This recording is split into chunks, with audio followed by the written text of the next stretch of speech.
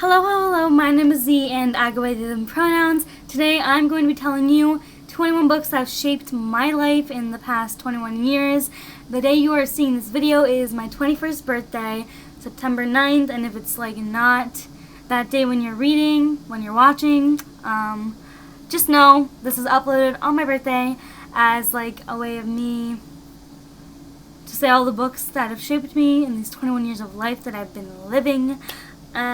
So yeah, these books are all ones that have either shaped me in the person that I am, or the reader that I am, the writer that I am, or just how I've developed, because some of these books you'll see when I get into it. So let's just jump into it, I guess. I have 21 books on here, so I'm going to try to go through it fast, and some of these might not be in order because it's my whole life and I just might not remember it. I did not have Goodreads when I was a child. I don't even know when Goodreads even first existed. So anyways, let's just get into the list. The first book on this list is called The Teeny Tiny Woman, and it's retold by Jane O'Connor and illustrated by R.W. Alley. This is the version that I read, and this is the first book that I actually learned how to read when I was a child. It's really cute. It's about this teeny tiny woman who lives in a teeny tiny house, and she meets a teeny tiny ghost, and it's adorable. Love it. The second book that I have is A Bad Case of Stripes, and it's written and illustrated by David Shannon. This book is so cute. Look at this cover. I love it so much. And this book taught me to be myself, to not give a fuck about what other people think. Basically, this book is about this girl. I forget her name, but I love her, and she loves lima beans, and so she views that as something that other kids hate. So she decides to stop eating them altogether, and then on her first day of school she gets a bad case of stripes, which is the cover of the book, and then doctors come over and try to fix her, but everything they try to do only makes it worse. And spoiler, the thing that helps her is eating lima beans, and she just learns to be herself and not give a fuck about what other people think. It's just such a good story, and I still love it now. I even found this video of Sean Astin reading it on YouTube. I love him. He's a great actor. He plays the dad on No Good Nick, which is an amazing Netflix show. If you didn't know, you should go try to watch it. Just go watch it. Anyways, my third book is Miles to Go by Miley Cyrus. Not sure if this was autobiographical or a biography, I forget, or if it was a memoir, I forget. So I'm just gonna say it's by Miley Cyrus, and it's basically just her life before she got on Hannah Montana and a little bit after that. And I just loved Miley Cyrus as a kid. I still love her now. Go Stream Slide Away, amazing song. And I literally read it 3 or 5 times when I was a kid. I used to read every summer, but I just stopped. And yeah, love her. And the fourth book that I have is Scared Stiff by Willow Davis Roberts. I read this in the 5th grade when we had reading groups or whatever, and my group read this book, and I absolutely loved it. I was so invested in it, and this was one of the first books that got me into reading, and it was just really good. And it's about these 2 kids who I think they move somewhere, and their mom gets kidnapped. I don't remember, but it takes place in an amusement park where they have to go find their mom or something, and it's really scary. It's really good, and great middle grade read. The 5th book that I have is the one that I claim got me into reading. This is the biggest one, and that's The Mysterious Benedict Society by Trenton Lee Stewart. This is a book about kids that are spies, and it's really good. And this was the first book that I could see in my head. When I read books, I see them in my head as a movie, and this was the first book I think that I could, because I remember telling my dad, because he was a really big reader, and I was oh my god, I finally saw the book in my head, and I was just so proud of myself. I also read this in the 5th grade because my teacher was reading it and it sounded good, so I hopped on that shit. And yeah, it's a trilogy, I think, with a prequel, and I have not finished it, but I want to one day. It's on my reading bucket list. The 6th book I have is actually a series, and that's the House of Night series by PC and Kristen Cast. They're a mother-daughter writing duo, and I devoured these books so much. I only got to maybe the 5th one, I think, and then I stopped, but I want to go back into it and I read these so young. Like, I was like 5th grade, middle school, because my friend was reading it, and I borrowed her copy of the first book, I think, because I never had a copy of the first book, and then I got the rest, but I never got the first book. So I think I borrowed her copy. Anyways, it's about this girl who becomes a vampire or whatever, and she then goes to this like magic vampire school, and it's bomb.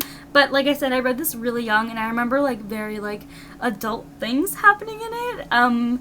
Like there were like, as I remember, there was like explicit sex scenes. I'm not sure if they were explicit, but there were sex scenes, and I'm pretty sure she had sex with her teacher. So what was I up to as a child? I don't know. Wild. I want to reread these books. Oh my god, I just want to reread it, and I want to finish the series because it was interesting.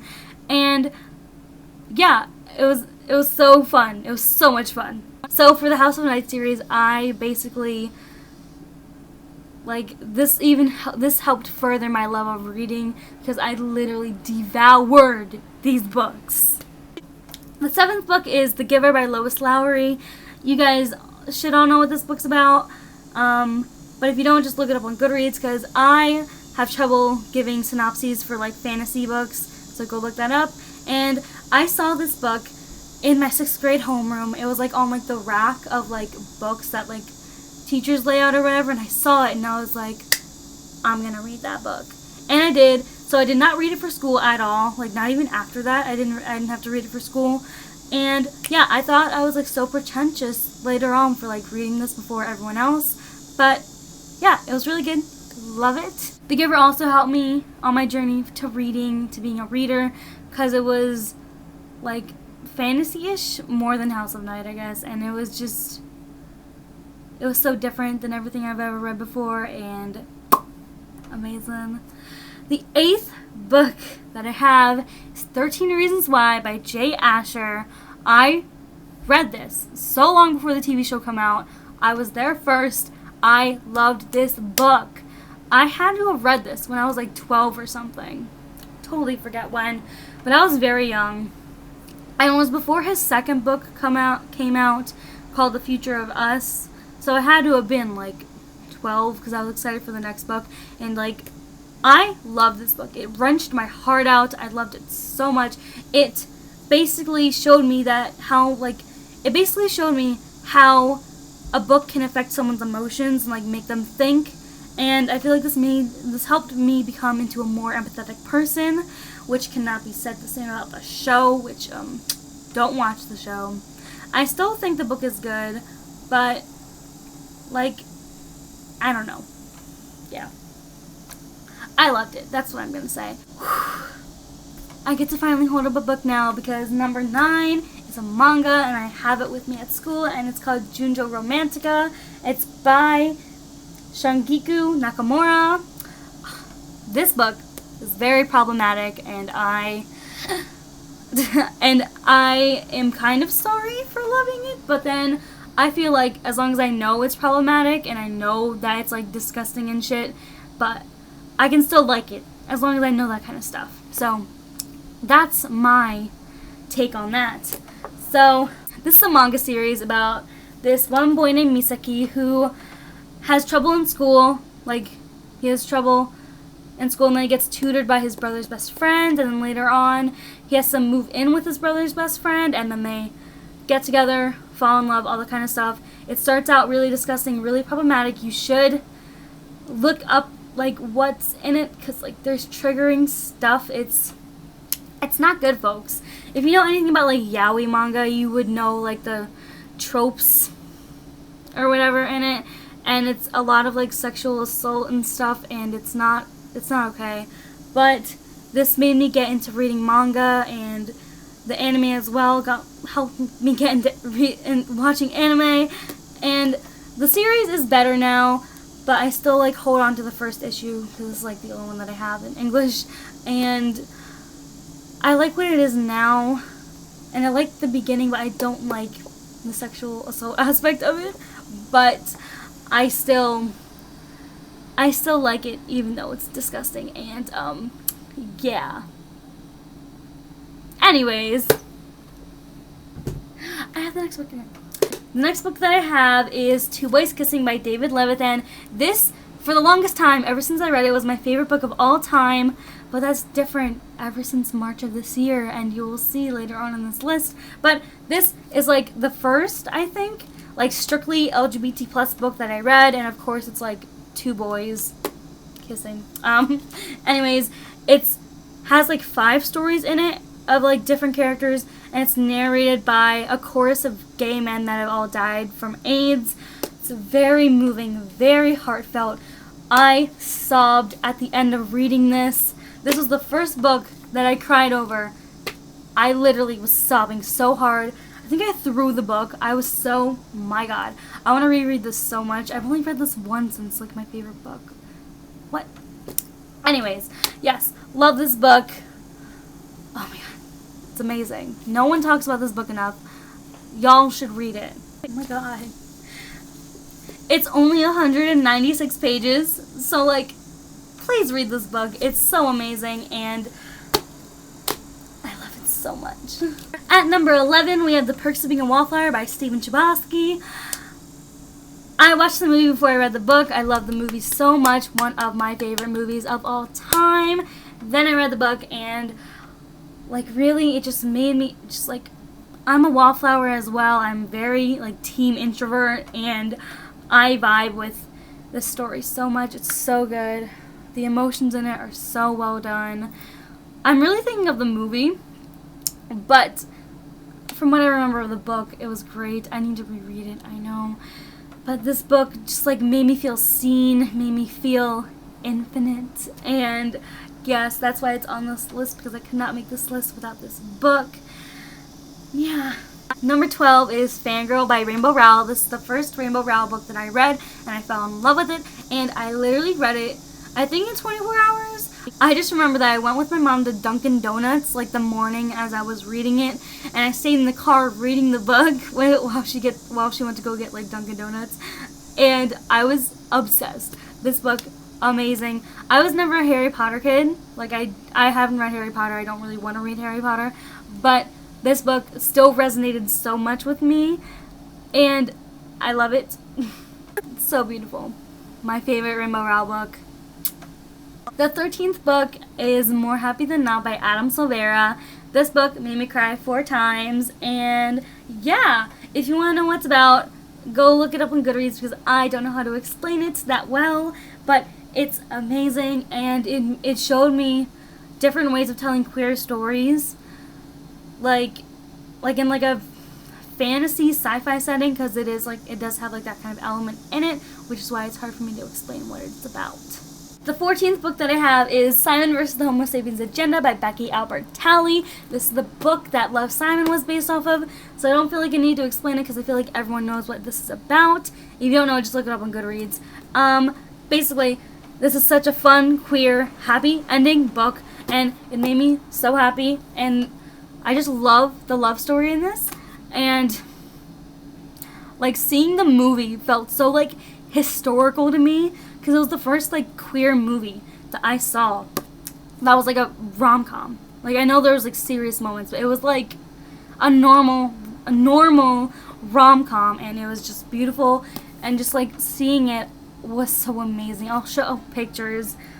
Like before the movie started, I said really loudly, "I'm so gay," and then people just like laughed, and it was amazing, and it was just such a good experience, and I brought the book with me to see the movie, and it's just beautiful.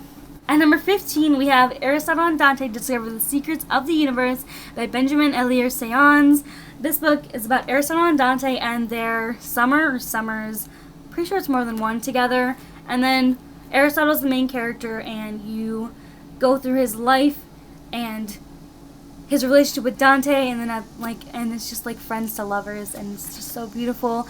And the writing style is amazing. I feel like this book like helped with my writing style, like helped me get into my own, that kind of thing. And this book has so many layers, like Shrek, and I just get so many like aesthetic vibes and like emotions when I even think about this book. It's just so beautiful.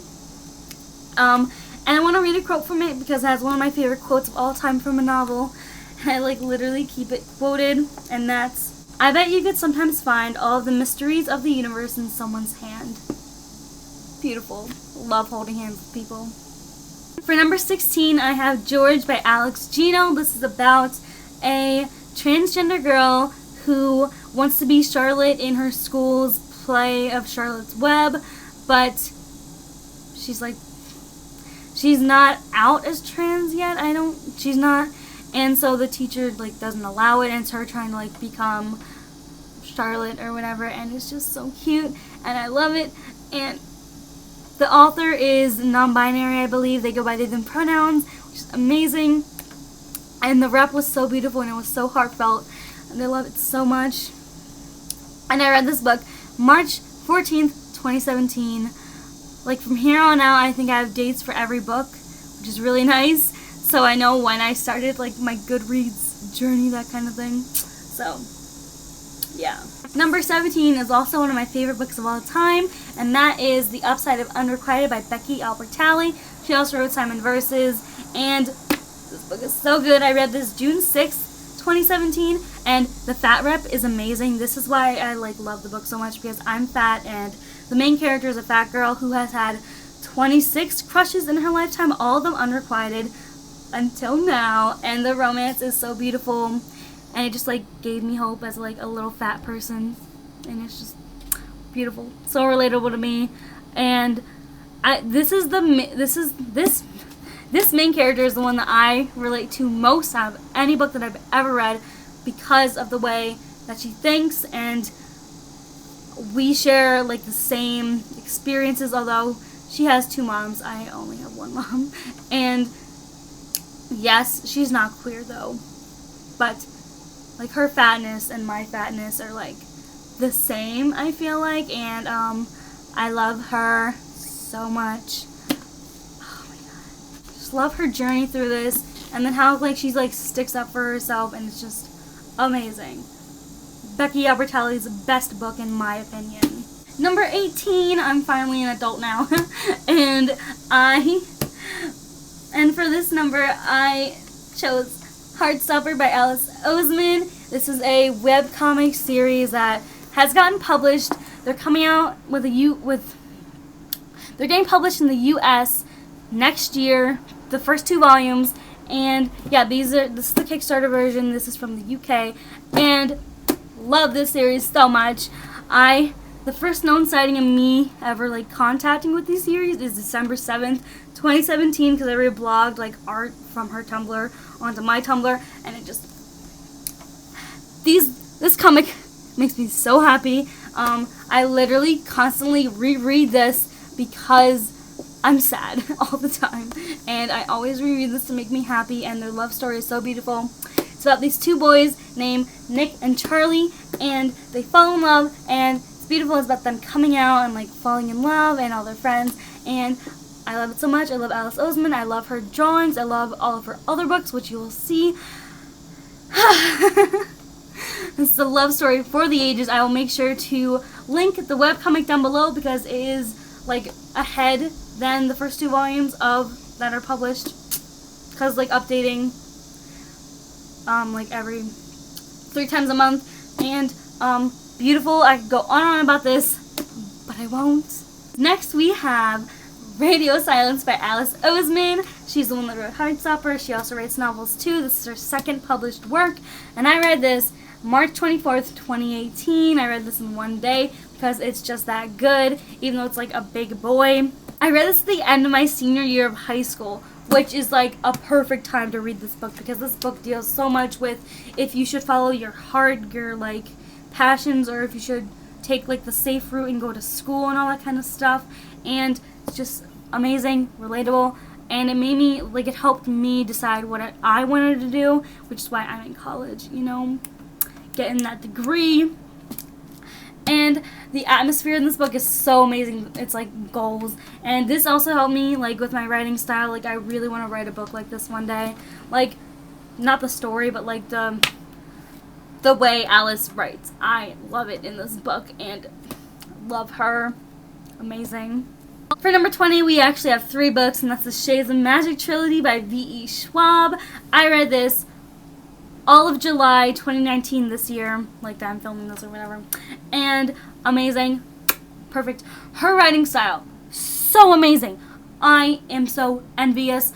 Basically, I blame her for making me want to write fantasy and making me want to read more fantasy, because she does it so well, so progressive, so queer. I love it. Yes.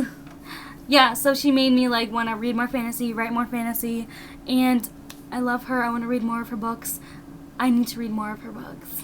And we've reached the last one, number 21. I actually read this book before Shades of Magic, but I needed this to be last. And I also did like just reread it, so like kind of counts. And if you've been watching my latest videos, you should know what this book is, and that is Red, White, and Royal Blue by Casey McQuiston. I love this book so much. This is the book that beat Two Boys Kissing as my favorite book of all time.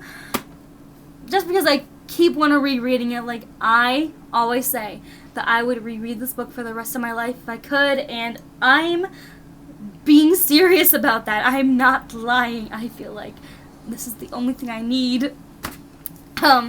Anyways, I first read this May 22nd to May 23rd, 2019. Then I read it again this August from the 14th to the 16th, and I want to read it again. I don't know when, but I really want to reread it because I love it so much.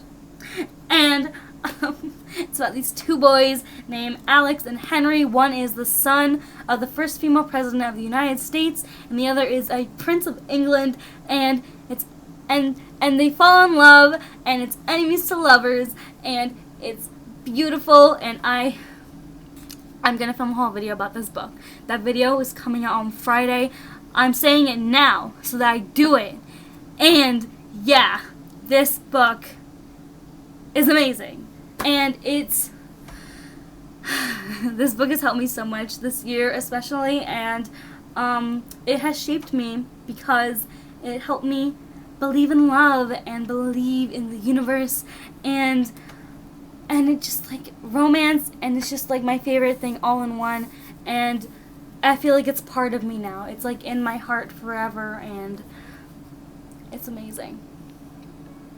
So yeah, that's the end of this video. If you like my suggestions or you like my personality, give me a thumbs up, and check out my channel if you want to see more. I make more bookish and writing related videos, and I'm starting to get into like college vlogging, so stay tuned for that. And yeah, all my links will be in the description box down below if you want to come chat with me or just follow me or whatever. And that's the end of this video. I hope to see you soon.